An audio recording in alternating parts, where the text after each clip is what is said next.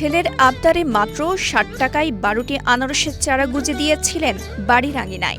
খাগড়াছড়ির দীঘিনালায় জগৎজ্যোতি চাকমার সেই বাড়িতে এখন আনারস গাছের সংখ্যা ৩০,০০০ ছড়িয়েছে। আর আনারস ও চারা বিক্রি করে বছরে তার আয় হয় ২ লাখ টাকার বেশি। ২০০৬ সালে দীঘিনালা উপজেলার এই কৃষক নতুন বাড়ি করেছিলেন মেরুং ইউনিয়নের শান্তিকারবাড়ি পাড়ায়।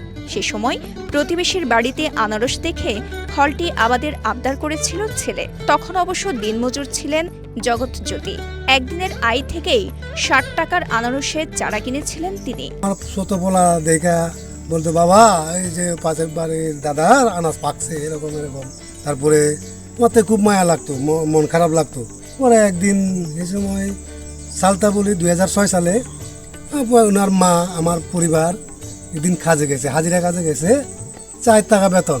তারপরে ওই ৪ টাকা নিয়ে আমি ১২টা চারা কিনে আনলাম একান্তে। ওই চারাগুলা পরিচর্যা করার পরে আজকে প্রায় আমার ২০-২৫ হাজার চারা হয়ে গেছে। এই ঈদে জামা জুতো অ্যাক্সেসরিজের ডিসকাউন্ট। কয়েক বছর পর আনারস বিক্রির আয় দেখে অবাক হন জগৎজ্যোতি।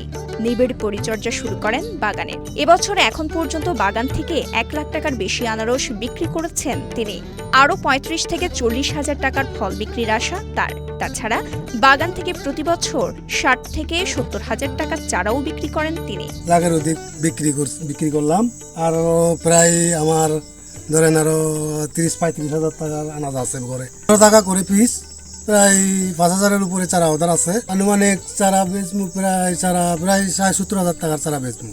করতে করতে যখন দেখি সুন্দর মুনাফা আছে, তার জন্য এই বাগানটা পরিশ্রম করা আমার। খাগড়াছড়ির পাহাড়ি এসব আনারস অত্যন্ত মিষ্টি ও চোখ ছোট হওয়ায় ভক্ষণযোগ্য অংশ বেশি বলে জানান দীঘিনালা উপজেলা কৃষি কর্মকর্তা মোহাম্মদ শাহাদাত হোসেন।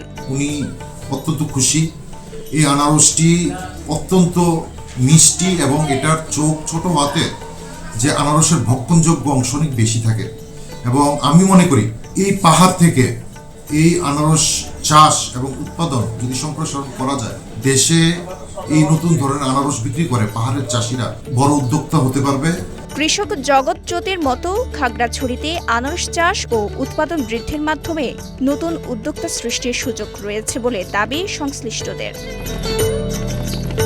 খাগড়াছড়ির দীঘিনালা উপজেলা থেকে মোহাম্মদ আলামিনের পাঠানো তথ্যচিত্রে সাফা মারওয়া, কালের কণ্ঠ।